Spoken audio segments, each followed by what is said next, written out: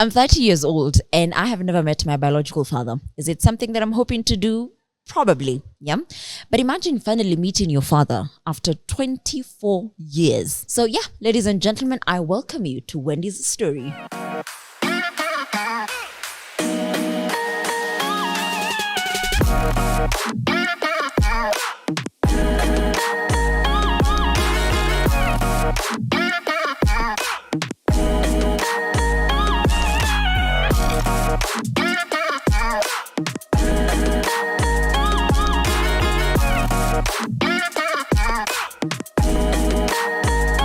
Even before we get started, allow me to just say, I want to wish you a Merry Christmas. Hey, I want to wish you a Merry Christmas. I want to wish you a Merry Christmas and a Happy New Year. Najua sina nyota uimbaji, lakini Merry Christmas to you. Even before we get started, I hope you've had an amazing year so far. And I hope that you're still hopeful for a better 2025. My name is Susan Grace. And just like I told you, we have an amazing guest on set. Her name is Wendy. Hi, Wendy. Hi, Susan. Aki, before I would introduce, niseme joke. Tumekewa Fanta hapa juu sisi ni fantastic. Cheers. Cheers to that. That one got me. Sindio? For the person who's seen you for the first time, who's Wendy? What do you do? My name is Wendy Kikiiee. I'm 24 years. Born and raised in Nairobi. Yeah, and I'm a content creator and a brand ambassador. Ooh. Yeah, part-time. Okay, yeah, I love your makeup. Thank you. Ulijifanyia? Yeah. Wenzangu ile siku nitafika hapa. You're not even ready. It's so nice to have you here. Your story is very, very unique. And I was just like, I've got to give it a voice because we have a lot of people out here who, most of them don't have a relationship with their fathers. Their fathers have been absent. But now you met your dad 24 years later. Yes. But first, let's go back to your childhood. What was that like? Also, my mom gave birth to me at a very young age. She was in class 7. That's the story I was told. She never told me herself. So she was in class 7. She got pregnant with me, then left me with my grandma. So I grew up thinking my grandma was my mom all along. So I got into class 2 now, and my mom shows up with a man. And they call me and they tell me, like, this is your mom and this is your dad. Now my grandma is the one telling me all that. And I was like, okay. I was still a child. I didn't understand anything. So I just took it as it was. Yeah. After that, I was told to pack my bags. We are leaving. Like, I was going to stay with them. Kabisa. I did that. I remember I was playing na my friends, my cousins. And they're like, hey, Mama Wendy amekuja na Baba Wendy. And I was so happy. I was like very proud. At least now, sitakuwa nasikia stories za baba na watu. I have my own. Na niko na both parents. So little did I know what was awaiting me. Nilikuwa too like so happy. So we went. At that time, my stepdad was working in Nyeri as a police officer. Yeah, so we went to Nyeri. We started life. Everything was just going on well. Until it got to a point like, you know, now I used to call them with their names. I was like, because you're not used to them as mom and dad. Yeah, the only person I was used to as my mom was my grandma. Yes. Yeah, so I used to call them by their names. And now my stepdad was like, you have to get used to calling me dad and her mom. And it was so hard for me. I kept on forgetting. Sometimes I would call them by their name and they would get so mad. And I didn't understand why, because ilikuwa process. Si kitu ningezoea tu all of a sudden. And did you get in trouble for that? Yeah, I did get in trouble actually. I was being told, like, if you call us that one more time, you'll get a slap. So anytime I wanted even to talk to them, I would like collect myself. Compose yourself. Yeah, before before like you had to rehearse in advance. And it was so hard for me. But with time, I got used to it. But up to now, I'm not still used to it hivyo kabisa, because sometimes I even call my mom by her name and she's okay with it. She has never like had a problem with till that. Date. Yeah, till date. So life went well until my mom got pregnant now for my stepdad, and things went blah. Like everything went just bad. Yeah. That's where the mistreatment began. From your mom or from No, from my dad now, my stepdad. Your stepdad. Yeah. So anything I'll do would offend him, and I was like, what? yani hakuna kitu nilikuwa nafanya ilikuwa right by him. I was like forbidden from watching TV, going outside to play. Like sikuwa tunaishi a normal life. Nilikuwa nakaa ni kama nimefungwa jela, ni kama niko caged. Yeah, so ikakuwa tu hivyo, but haikuwa wasi hivyo. Then there's this time nilienda kumnawisha, like we were going to eat, nikaenda kumnawisha, and the water was cold. Mamangu alikuwa amenipea maji baridi. Nikamnawisha hivi. Supposed to be warm. I got a slap. I got a filthy slap. And how old are you at that time? I was around class 3 hapo. Oh no. Yeah. So ikaisha tu, tukaiacha tu ikaslide, tukasema makosa ilikuwa yetu nini. Yeah. So mom got pregnant, then tukapigwa transfer. My dad got a transfer, my stepdad got a transfer to Nairobi. Okay. Now we came to Nairobi, started life again. And my mom used to go to work while pregnant. So alikuwa ananiacha kwa nyumba most of the time na my stepdad, and sometimes my stepdad alikuwa on a leave since he's a police officer. Kuna time atakuwa kwa nyumba, kuna time atakuwa yuko. So most of the time nilikuwa nabaki na yeye, alafu unapata Saturday na Sunday siendi shule. So nabaki na yeye kwa nyumba, ama natoka shule 5 nikirudi ni yetu nampata. Yeah, so vitu zikaanza tu kuwa mbaya. He started treating me like so badly. I remember my cousin used to come and visit us. We are the same age. And alikuwa ananiambia, Wendy, si tuende to watch TV. Na nilikuwa nakataa, namwambia wenda to watch, mimi niko sawa, but siwezi mwambia in this house I can't watch. Nimekatazwa. Namwambia enda to watch. Yeye anaenda na watch, akirudi saa ananipea story. Yeah, so mimi nilikuwa like nishazoea, hata sitakangi kufuatilia what goes on in the TV because sitaimaliza ku watch. Yeah, that was it. Alafu another incident, when nilikuwa na feel ni kama na need kwenda kucheza na watu, I would like go with the book ama books, naenda nazo nacheza so that when I come back I have an explanation, like nilikuwa nimeenda kuomba textbook, nilikuwa nimeenda kuomba textbook jusina, that was the only thing that ilikuwa inanisave. No, I was going to ask, do you feel like you really missed out on a huge part of your childhood? Yeah, I did kabisa, because everything nilikuwa nafanya haikuwa like nilikuwa nafanya nikijificha. So even if tulikuwa tunacheza na my friends and they see my dad from afar, they will tell me, Wendy, no, they don't disappear. They alert me like, Wendy, babako ndo ule. Now I would run kwa nyumba nifike mbele yake. I use another route. Nikishafika nafungua kitabu because sifai kupatikana pia nikiwa hivyo idol. I opened the book, nakaa nayo hivi na nini najifanya nasoma, but sasa hiyo na hema cause nilikuwa nakimbia. Nimetoka kukimbia na aliniona. So anafika kwa nyumba ananiambia, Wendy, umekuwa ukifanya nini? Then I lie, I've been reading. What have you been reading? I don't even have an answer for what I've been reading. I get a slap. Ouch. Yeah, naambiwa ati I'm not a child, blah blah blah. Yeah, so that was just it. So your mom was pregnant. So now you had is that a step sibling? I'm a half sibling. That one. Half sibling. Yeah. So did you ever notice a difference between how that child was being treated versus you? Yeah, now the child came and funny enough, we share birthdays. June 16th, both of us, just that hers is 209 and I'm from 2000. So tulikuwa tunashare birthday. Alafu the first birthday walimfanyia ye peke yake. Na we share, so nilifeel vibaya. Niko like, kwani mimi niko na nini? Why can't I get these good things? Unaona? Yeah, so ikafanya di at some point I hated my sister.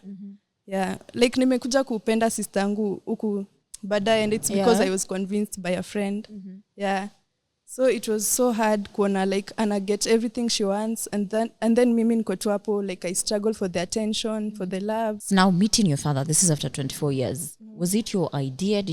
Is this what inspired you to find your biological father, or how did that come about? Actually, I never even looked for him. My aunt was the one who told me, by the way, that person you've been staying with is not your father, because I thought he was my dad, but the way he was treating me was bad. Now my aunt had to tell me the truth, but it was not supposed to be known that yendo ameniambia, because it was not her news to tell. Hakuwa anafaa kuniambia, ni mamangu alikuwa anafaa kuniambia. So akaniambia, huyu si babako, but don't ask your mom, juu atanikasirikia. So all along ndo nikaanza kuconnect dots, like this person has been mistreating me kwa sababu mimi si mtoto wake. Yeah, nikaitake it true hivyo, nikasema ni sawa, I'll keep quiet with it. So days zikaendelea kuenda. Then one time he called me kwa bedroom, and then he asked me, Wendy nakutesanga. And I was like, oh, so mimi si ati I'm just a bad child ama naonekana nateswa. It's really happening. It's something that he knows. Yeah. Yeah, so nikamwambia hapana because pia ningesema it would have been another story. Yeah, nikamwambia hapana. Akasema niambie tu kweli. Nikamwambia hapana. Akaniambia niambie ukweli. I said yes, kidogo tu. And then he said, do you know I'm not your father? Nikamwambia, yeah, that one I knew. Yeah, that's how he broke the news to me. Nikamwambia, yeah, I knew. Akaniuliza, who told you? Nikamwambia, I just knew. Akasema ni sawa. So ikaisha hivyo. The mistreatment went on and on. Then this time my mom left for work, akaniacha na yeye. And I was told like kupika, niko class 3 but mimi ndo ananiambia nipike ugali na mayai. So hiyo unajua like hata sifiki gas, so it's a struggle. So ilikuwa inakuwa mbichi. Then he used to go hata kama ajava kiatu anaenda na safari boots. Hizo safari boots ni zile za brown za kitambo. Na if you know the sole, sole ni nzito. Anaivaa. So hiyo nimelala ameniambia ni kneel down. Anaanza kunikanyaga nayo ananipiga. In class 3? Yeah. And did you ever tell your mom what's happening? No, sasa kitu ilikuwa ina happen ni nilikuwa naambiwa like usiku ikifika, you should be happy, you should not wear that sad face. Oh, so that your mom does not know. Yeah, so that my mom doesn't sense anything. And if I at all like showed any signs of being sad, ama nini, I would face the consequence the next day. Yeah. So I just kept quiet. When mama amekuja, na smile, kila kitu iko sawa, but deep down I'm not okay. Then mom akakuja akanotice kwingine I'm not fine. Akakaa kwa nyumba like for 3 days. Akotu hapo. Now, you know, mtu anataka kukutesa, haizi ka 3 days without doing it. Lazima tu hata nini. Now akaanza kunichapa. I don't know what I did. I can't remember well. Akaniambia niende nichune kiboko.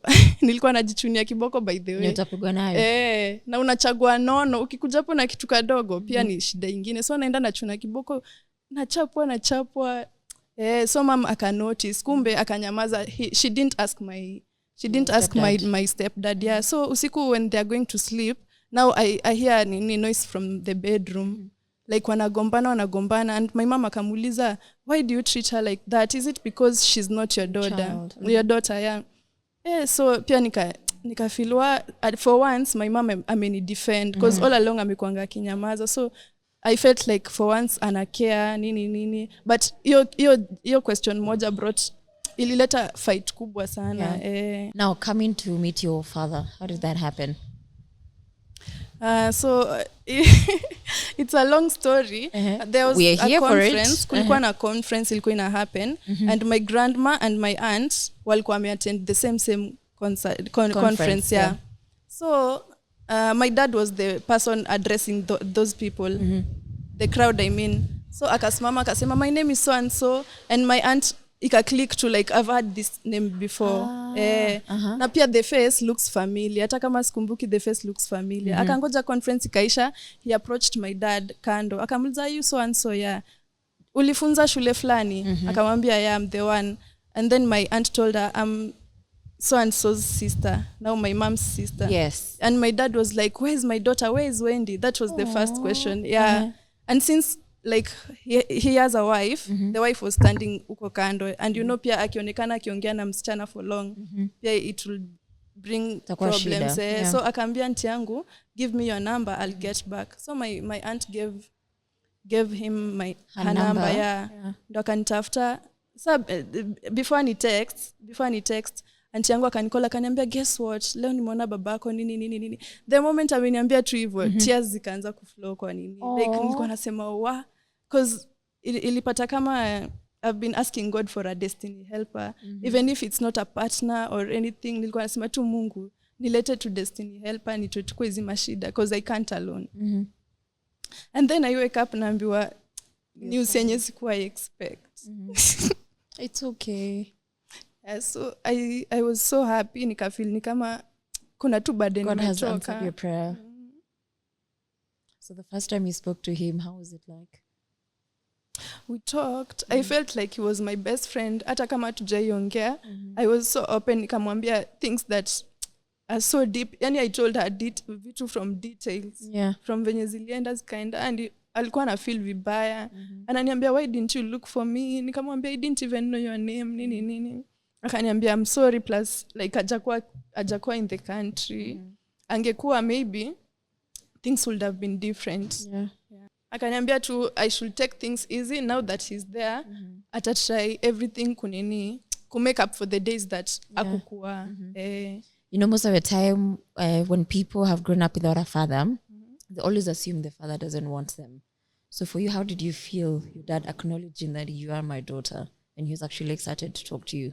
First of all, I was never mad at him for leaving because the way my aunt told me, my dad never denied me. Yeah, alichukua responsibility and went to my mom's place. Akaambia my grandma, I'm responsible for this and this. But now my grandma was mad. Akasema like, umeshaharibia mtoto wangu maisha, you just leave. Yeah. Now after amefukuzwa hivyo, ndo aka-fly out. So vitu zikakuwa completely different. And there's some screenshots I saw you posted of you guys having a conversation. How do you feel chatting with your biological father? I feel so good. Nasikia vizuri. Now that hata kitu kihappen or I'm in trouble, I can say kama marafiki zangu, let me call my dad. Because I used to hang out with people. Alafu saya bili inafika unasikia mtu, let me call my dad. And I'm like, who can I call? Mi siwezi call mtu. So sai na feel vizuri. I have a father figure in my life. Yeah. It's okay. Yeah, and I have someone I can actually run to and tell all my problems without judging me. I have someone to guide me because nime grow up make decisions on my own. I'm anauliza my friends because I'm used to being alone. Niko na present parents but emotionally absent. Yeah. So I feel like I have someone who can guide me. If I want to do something, I have someone I can talk to. You know, I'm also getting emotional because I think for me growing up, I was a bit too hard on my father because I was like, he just left. And like, why would you leave me? Did you not want me? And, you know, so listening to your story, it makes me want to also extend some grace to him. Be like, maybe it was not his fault. Yeah. So how did you tell your mom? Did you tell your mom that you reconnected with your dad? I was not the first person to tell her. Okay. So after my aunt went for that conference, blah, blah, blah, she immediately called my mom first and told her the news. But my mom didn't tell me. Alingoja like nisikie kwa watu wengine because first of all ajai niambia ati baba yako sijui si baba yako nini. We've never had that conversation. Yeah. So hakuna venye angekuja niambie baba yako amepatikana because first of all ajai niambia ati ule si babangu, unaona? So akanyamaza tu. Mimi sasa nikamwambia personally, I've talked to my dad nini. And she was so happy. Akaniambia you've wanted that for the longest time. At least now pia uko na baba because now my stepdad used to tell me things like, endo tafute babako, I'm not your father. Vitu kama hizo. Akaniambia sasa yeye uko happy na hata yeye mali yuko. I'm sure anasikia vibaya. Ameshinda kikwambia go look for your father and finally you have your dad. Yeah, she was happy about it. Yeah. It's a lot for one person to have to bear. And it's, I don't know, I find it to be very, very unfair, especially for someone to tell you, endo tafute babako. Sa hiyo, you don't know where your father is. Yeah. Yato wanze wapi. But I was told the name. Niliambiwa jina, but sasa nikaenda Facebook kuangalia. But sasa unajua Facebook ikisachata jina, itakuletea watu wengi na ujui venye anakaa. So I just lost hope. So venye nilijua jina, the first time venye nilitext to WhatsApp, it's so and so. I immediately nikamwambia tu, yeah, I've been waiting for this text. Oh. So you see, I even made his work easy because sikumpea time ya kuji-explain that I'm your dad. Sijui nini. Like, nilimpea tu an easy word. And have you guys met in person? No, we've not met yet. Okay. But we are planning to meet. Naenda Ushagode 22. And yeah, we can meet there and Are you talk. nervous? No, I'm not nervous. No, anxious, nothing, excited? I'm excited. Yeah. Yeah, because I'm just realizing I have 6 other siblings. Unaona? So I'm a big sister to sasa watu wengi. I'm so happy and I just can't wait to meet all of them. I can't wait to meet my dad. Yani we talk about life, everything. Yeah. So the absence of your dad and then the presence of a stepfather who's very brutal and harsh with his words, did it affect your relationships in any way? Yeah, it or how you relate with people generally? Yeah, it has made me like look. It has made me see men in a different way. Yeah. I see all of them. Like nikiona mwanaume, I just feel like these people are all the same. Yeah, hata mtu akinikatia na boekanga, I can even eza hata kutusi. Yeah, so imefanya nione men differently na sijui kama kuna siku tu I'll just heal and niseme it was this person na si kila mtu. Yeah, so imenifanya tu naogopa. Like up to today, I've never given a relationship a chance. Yeah. Okay. But you know, your father might make you want to change that perspective. Hopefully, maybe he would bring in a positive perspective and you'll have a different mindset. Yeah, that can happen. I think that can happen. Okay. How did you break the news to your stepfather that you finally found your biological father? You know, Zileza, okay, you've been saying not after babako. You know what I did actually? After receiving the news, I went and took shots. Alcohol. And I just started texting him. I told him, by the way, I found my dad and I'm so happy we have reconnected, blah, blah, blah. And I think you should look for your daughters too now because they separated with my mom and my siblings are just there. They keep calling him, but he doesn't receive. So nilimwambia mimi nimepata babangu na I feel so happy. Ebu pia wetafuta watoto wako because it feels so bad growing up without a father. You decided to be petty. Yeah. Yeah, ulisema he goes low, you go underground. Yeah. So ndo naamka asubuhi niko like, wow, what did I do? But I said, at least nimemwambia my mind. Yeah, spoken your truth. Yeah. Wow. How do you reckon the next 5? Okay, you're going to Shago, let's say like 1 year. How do you reckon the next 1 year will be like as pertains your relationship with your biological dad? Now, my dad is a very smart person. Ni mtu amesoma. From the way he has told me about his family hadi, the children wako university, if not university, wako in big schools. Yeah, ananiambia like he feels bad amekuja kwa maisha yangu when it's not too late, but it's late. There's like now I have to lazima nirudi nyuma ni kama naanza tena fresh. Anasema I wish ningekuja mapema cause now my hiyo kufosiwa na masomo blah blah blah ilikuja ikaribu mindset yangu about school. I hated school now. Nikaanza kuperform vibaya nini. So ako like hata kama nikukurudisha shule, is it something you really want? And I said hapana. For school now siku zimepita sana. Maybe we talk about business ama nini. Since pia ako majuu ama ako na hizo vitu, maybe I can go do something over there. Yeah, so I feel like amekuja and life is about to be better. Sitakuwa tena na struggle venye nilikuwa na struggle. Yeah. Cause now I can even call him anytime. Mwambie I'm stranded here. Anisaidie. Okay. Are you worried about connecting with your other siblings, like now his other children? Yeah, because you know people are different. Maybe I might like them, but it won't be the same for them. Yeah, that's my only worry. Have you considered therapy? I feel like this is a lot for one person to take in. It's actually a lot. I've considered it, but now the finances. And I stay alone. I do things on my own. Na sikwangi job like kila siku. It's once in a while. Yeah, so vitu kama therapy saisi necessity. Hata kama I need it, I have other things to do. Yeah. Okay. You know, I keep hearing you say you're alone, and all I hear is independent. Do you feel like that has a lot to do with the way you were raised? Yeah. It has a lot to do with it because unaona ile point yenye siblings wangu wanafanywa vitu mimi siwezi fanyiwa ili nifanya yani ni kama so hadi mimi ikafika point sasa naweza jifanyia birthday singoji like mtu ani celebrate. I do it for myself because nakwanga tu peke yangu tu. Now ikifika kwa manguo I get them for myself. Yeah. Did you struggle with your mental health at any point? Quite a number of times. Yeah. How bad did it get? It made me a people pleaser. Because now nilikuwa nadhani like siko enough. Sasa nikipata mtu hata nipe attention kidogo hivi, I'll do anything to keep the person because nilikuwa na feel like nikifanya one mistake they live just like everyone lives. Yeah, so it made me a people pleaser. Ikafanya nikue too apologetic. Like someone can wrong me, but I'll be the person to apologize. Yeah, just because I don't want to lose them. But did you ever give up on life, no? On love? Life. Love najulisha sema sahi ngumu. Yeah, kuna time nilikuwa na give up. I used to take like overdose. Nilikuwa tu naji overdose. Yeah. Because nilikuwa na feel hapana sitaki kuamka.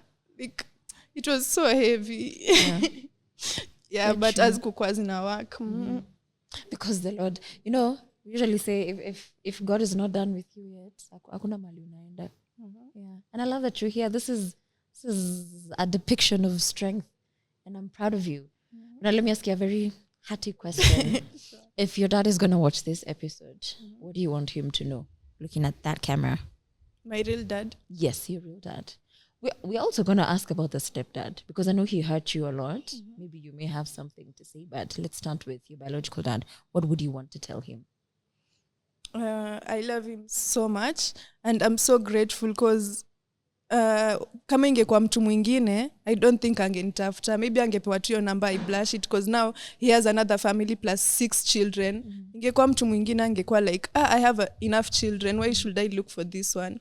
But alinitafuta and we talked, akanisikiza side yangu, and for the few times amekuwa hapo, nimefeel the love. Yeah, nimefeel the love, and I can't wait to spend more years with him. And yeah, I'm just happy. What about your stepdad? I know he hurt you a lot. Yeah, he hurt me, and the only thing I can tell him is that, because we do talk up to today. Oh, really? Yeah, I told you I forgive people so easily, even if they're the ones that wronged me. So what I can just tell him is that I forgave him a long time ago, and I'd wish like he was present in my siblings' life, because I don't want them to pass through what I passed through. Yeah. So I just wish I realize like what he's doing before it's too late. Yeah, because me personally, I don't hold anything against him. Yeah, I still see him as my dad, despite everything that he made me go through. Yeah, I'm so sorry. It's okay. That's why we're here. The reason why I call this podcast A Woman's Journal is because we come here and we verbally journal some of the experiences life has thrown our way. So do you feel some sense of relief? Yeah. Because this is actually her first interview. This is your first interview, yeah, isn't it? Yeah, and you're doing so well. What about your mom? Do you feel like your mom alikuangusha kidogo? Especially when you're going through the mistreatment and seemed like she was quiet. Yeah, and I feel ni kama aliniangusha because she was more focused on her marriage. Na kwa na realize like mimi ananiumiza, unaona. It was at your expense. Yeah, I wish angekuwa tu a little keen to on some details. Maybe vitu azingefika place imefika. Yeah, na amekuwa hapo as my mom, but CJ feel the love. Yeah, but all in all, it was the first time being a mom. Yeah. Na siwezi blame. Okay, I love that. So you've also forgiven her? Yeah, I forgave her. Hey, you have a very big heart. I'm not saying I find it hard to forgive. I think for me, I'd want to understand why. You know, why weren't you there? Why didn't you try to get in touch? But like I said, I think listening to your story, it has challenged me to extend a little bit of grace, even to my biological father, because your story is also quite similar to mine, because at some point my mom also had a boyfriend, partner, whatever. And he was not very bad towards me, but sometimes he crossed the line, you know. And when I told my mom about it, I don't want to say I'll ignore it. Like you're saying, like your mom was so focused on securing the marriage more than what's happening. Yeah. So I feel like maybe my mom also felt the need to do anything, whatever it takes to keep her relationship. So whether it was at my expense or whatever, but I think I've healed, and I had to forgive her because she's late. I may never get the closure of like a one-on-one conversation, understand why she let it happen. But I feel like I still have a chance to make it right with my dad, look for him, have a conversation, and just make peace. I'm sorry. And I told you handle things so well. Really? Yeah. You'll never tell. One thing about extroverted people, tumezoea kuwa bubbly sana, watu wajuangi uchungu tunabeba behind closed scenes. But yeah, I think I'm in a much better space, and yeah, I think I'm more confident to now like face my dad and want to know boss kuliendaje, you know. Do maybe ukisikia side yake unaweza pata closure ama what you just want. Yeah. Just mpe tu nini chance. I will. Because everyone deserves a chance. Yeah. Oh, I love that. Everyone deserves a chance. But now for the people who are out there who maybe like for you, didn't have a relationship with their father, and their father, in maybe some cases, the father comes looking for them, or they go looking for their fathers, or the absent parent. What advice do you think you would want to tell them based on your experience? They should not rush anything. Good things take time. Yeah. Na hata mimi ndo it happened, it was not like I was doing the most or anything. I was just chilled and waiting for God's time, at the same time praying, because I remember anytime I was flogged by my stepdad, I used to cry, alafu ndani ya roho najiambia, please dad, come for me. Come for me, you know. Sir, but kuna time nika lose hope and I was just relaxed. So time like umechill tu ndo vitu zina happeningi. Yeah, no rush, and God's time is the best. Kama Mungu ameamua hivi ndo itafanyika, that's how it will happen. Yeah. I love that. And just also to encourage the people out there who they actually want to meet their parents, but they don't even know where to start. Like you said, when God decides it's time, it's going to happen. And also like what you said about seeing your father as your destiny helper, not just in terms of like material, whatever, but even also emotional. Now you have an emotional support system. You have someone to talk to. You can call him. The thing that's making me more emotional is the fact that he's very receptive of you. Yeah. Because, okay, some dads are usually a bit hesitant, maybe because they don't know how to approach you or how to go about it. But I love that you also see your dad as your destiny helper.